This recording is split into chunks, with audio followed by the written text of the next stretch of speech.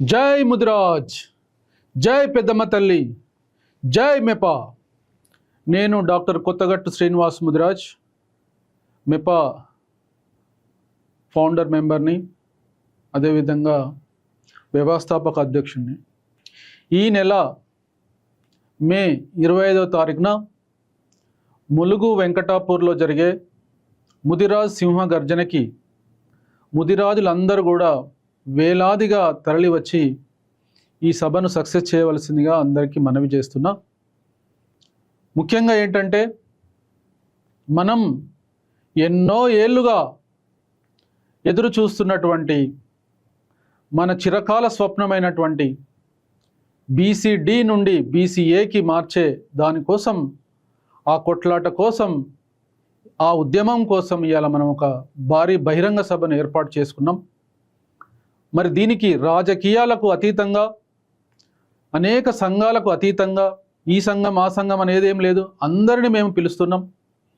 ముదిరాజు పెద్దలందరినీ పిలుస్తున్నాం, రాష్ట్ర స్థాయి నాయకులను పిలుస్తున్నాం, జిల్లా స్థాయి నాయకులను, మండల స్థాయి నాయకులను, గ్రామ స్థాయి నాయకులు అందరినీ కూడా కలుపుకొని మేము ఈ సభను ఏర్పాటు చేస్తున్నాం. ఈ సభ ఎవరి కోసమో కాదు, మనందరి కోసం, మన పిల్లల భవిష్యత్తు కోసం, మన ముందు తరాల కోసం మరి ఈ యొక్క సభను ఏర్పాటు చేస్తున్నాం. కాబట్టి ప్రతి ఒక్కరు కూడా వచ్చే ఆదివారం మే 25వ తారీఖున హాజరు కావాలని, ఈ సభను సక్సెస్ చేయాలని చెప్పి మెపా రాష్ట్ర కార్యవర్గం తరపున మరొక్కసారి విన్నపం చేసుకుంటున్నాం. సోదరులారా, మనం గత 20 ఏళ్ల నుంచి ఈ పోరాటం చేస్తూనే ఉన్నాం.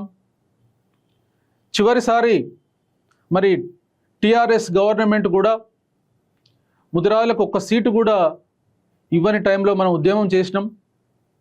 మరి అలా మరి కాంగ్రెస్ ప్రభుత్వం వచ్చింది. ఈ కాంగ్రెస్ ప్రభుత్వం, గౌరవ ముఖ్యమంత్రి గారు శ్రీ రేవంత్ రెడ్డి గారు మరి కాంగ్రెస్ తెలంగాణ మేనిఫెస్టోలోనే ముదిరాజులకు బీసీడీ నుంచి ఏకి మారుస్తామని చెప్పి మేనిఫెస్టోలో పెట్టింది. మరి మేనిఫెస్టోలో పెట్టిన విధంగా వారు బీసీడీ నుంచి ఏకి మార్చాలని మనం మరి వాళ్ళకి రిప్రజెంట్ చేసేయడానికే ఈ మీటింగ్ పెడుతున్నాం. గౌరవనీయులైన ములుగు ఎమ్మెల్యే గారు, మరి మంత్రి గారు అయినటువంటి గౌరవనీయుల సీతక్క గారిని మనం ఇన్వైట్ చేస్తున్నాం. భూపాలపల్లి ఎమ్మెల్యే గారిని మనం ఇన్వైట్ చేస్తున్నాం.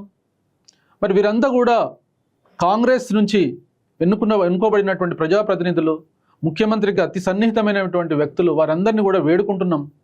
వారందరికీ కూడా రిప్రజెంట్ చేస్తున్నాం మరి మనల్ని బీసీడీ నుంచి ఏకి మార్చమని.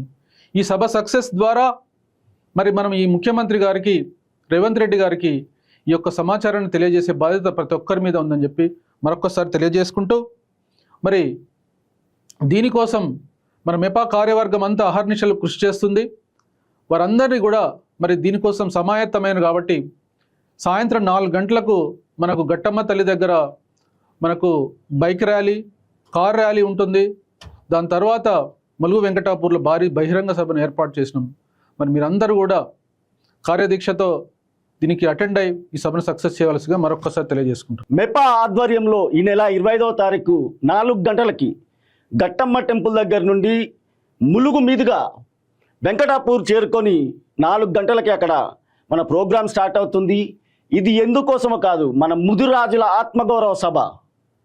ఎందుకంటే చూస్తూనే ఉన్న పరిణామాలు, ఎన్నో ప్రభుత్వాలు మారుతున్నాయి, కానీ మన బతుకులు మాత్రం మారట్లేదు. మనకు హామీలు ఇస్తున్నారు, నెరవేర్చడం లేదు. మైకులో చెప్పినంత అందంగా నిజ జీవితంలో ఉండట్లేదు మన బతుకులు. మన రాజులం పేరుకి, కానీ కింద చూస్తే బిలో పావర్టీ లైన్ కింద ఉన్న వాళ్ళు చాలామంది ఉన్నారు. ఈ రోజుకి గుడిసెల్లో అన్నం లేకుండా బతికే జాతి మనది ఉంది. ఒకప్పుడు రాజులుగా వెలుగొందాం, కానీ ఈరోజు ఈ రాజకీయ క్రీడలో మనం బిచ్చగాలుగా బతకవలసిన రోజులు వస్తున్నాయి. వాళ్ళు ప్రతి వాడు మాట ఇస్తున్నాడు వచ్చి. మొన్న చేసిన కులగణనలో ముదిరాజులు మొదటి స్థానంలో నిలిచారు బీసీల్లో. అయినా ప్రభుత్వాలు డిక్లరేషన్ ఇస్తున్నాయి, కానీ మన ఫీల్డ్లో రియాలిటీలో లేదు. కాబట్టి మన హక్కుల కోసం మనమే పోరాడాలి. మనకెంత ధైర్యం అంటే, మనకు ఒక పండుగ సాయన్న, రాబిన్హుడ్, పోలీస్ కిస్టన్న, ఇట్లా చెప్పుకుంటూ పోతే చాలామంది గొప్ప గొప్ప వ్యక్తులు ఉన్నారు చరిత్రలో. తొలి మేయర్, హైదరాబాద్ తొలి మేయర్ కృష్ణస్వామి ముదిరాజ్. మనకు గుండె ధైర్యం ఎక్కువ, ఎవరితోనైనా పోరాడడానికి సిద్ధంగా ఉంటాం. కానీ ఒక ఐక్యతే లోపించింది. అన్ని ఐక్యతగా కలిసి మనం ఉన్నామనుకో, నీ అబ్బా కొట్టొచ్చు, ఎవరిని పడతా వాడిని రోడ్డు మీదకి ఈడ్చుకురావచ్చు. ఈ ప్రభుత్వాలు దొంగ మాటలు చెప్తూ ఏ ప్రభుత్వం అయినా మనల్ని మోసం చేస్తూ బతుకుతుంది. అందుకే ఈ మెపా అనేది ఏ పార్టీ జెండాను మోయదు, ఎజెండాను అసలే మరవదు. ఈ మెపా ఏమేం కార్యక్రమాలు చేసిందో చాలామందికి తెలుసు. కుటుంబ పెద్ద చనిపోతే 1 లక్ష రూపాయలు ఆర్థిక సాయం చేసింది, వాడు ఇల్లు లేకపోతే కమలాపూర్లో, అది తెలుసు. పిల్లలకు ఒక డాక్టర్ ఎంబీబీఎస్ సీట్ వస్తే అక్కడ సాయం చేసింది. పిల్లలకు పుస్తకాలు, పెన్నులు, ఒక ఇల్లు కాలిపోతే అక్కడ ఇల్లు కట్టేయడం జరిగింది. ఇట్లాంటివి ఎన్నో కార్యక్రమాలు చేయడం జరిగింది మెపా.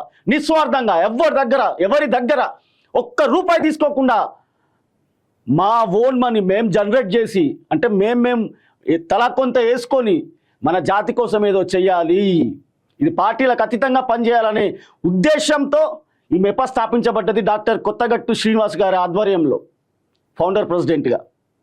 అలా అంచెలంచెలుగా ఎదుగుతూ ఈరోజు మన జాతి కోసం పోరాడే ఏదన్నా ఉంది అంటే అది ఓన్లీ మెపా. వేరే సంస్థలు ఉన్నాయి చాలా ముదిరాజులవి, కానీ అవి వాళ్లకు జాబు రాగానే మన జాబుల గురించి ఆలోచించడం మర్చిపోతున్నారు. మిత్రులారా, ఇది గుర్తుపెట్టుకోండి. ఒకడు మాట్లాడతాడు ముదిరాజుల గురించి.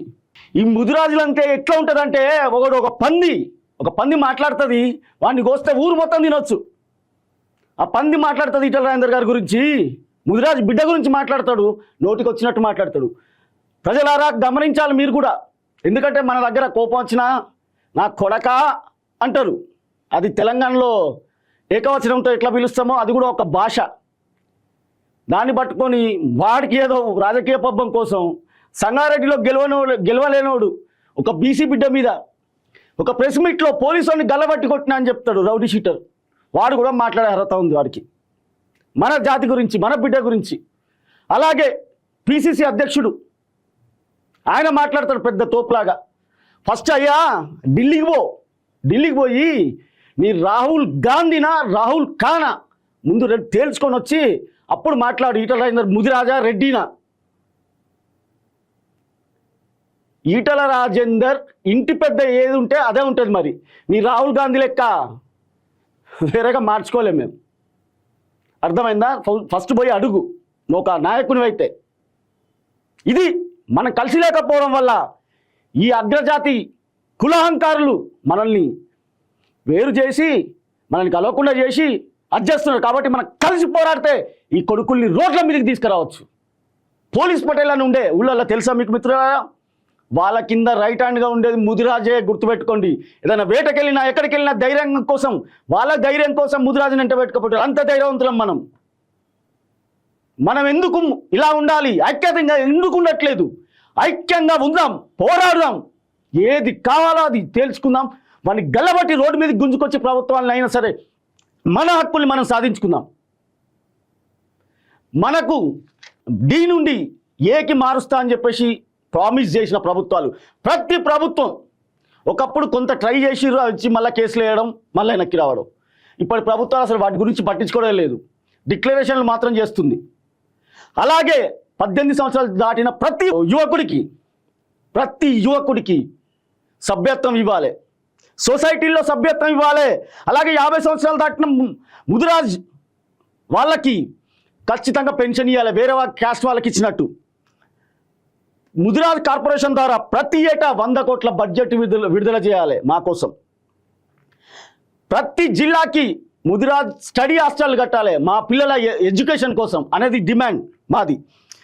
డిస్ట్రిక్ట్ ఫిషరీస్కి సంబంధించిన వరకు 50% ఉద్యోగాలు ఇప్పుడైతే వైన్ షాపులలో గౌడన్నలకు ఎట్లయితే ఇస్తున్నారో ఆ విధంగా మా పిల్లలకు 50% ఉద్యోగాలు ఇస్తే మాకు ఆర్థిక పరిపుష్టి పెరుగుద్ది, కుటుంబాలు బాగుపడతాయి అనేది మా డిమాండ్.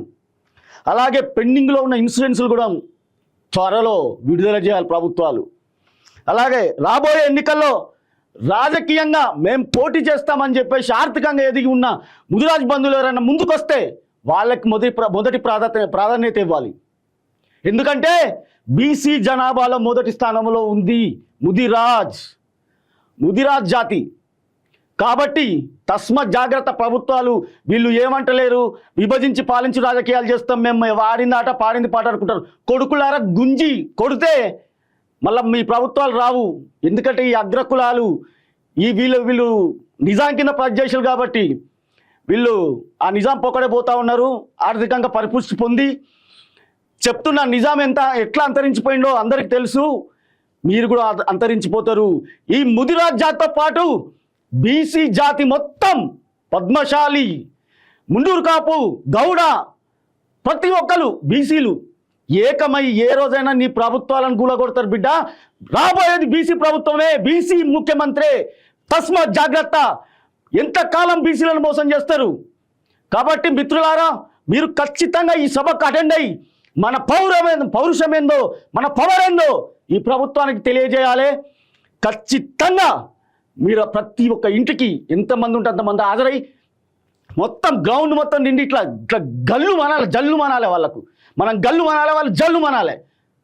జై ముదిరాజ్, జై పెద్దమ్మ తల్లి, జై మెప్ప. హలో ముదిరాజ్, చలో ములుగు వెంకటాపూర్ రామప్ప. ఈ నెల మే 25 ఆదివారం రోజు సాయంత్రం 4 గంటలకు మెప సింహగర్జన మరియు చైతన్య ర్యాలీలో సంఘాలకి అతీతంగా, రాగద్వేషాలకు అతీతంగా, రాజకీయాలకు అతీతంగా ముదిరాజులంతా ఏకమై ఈ సభలో పాల్గొని విజయవంతం చేయాలని అందరినీ కోరుకుంటున్నాము.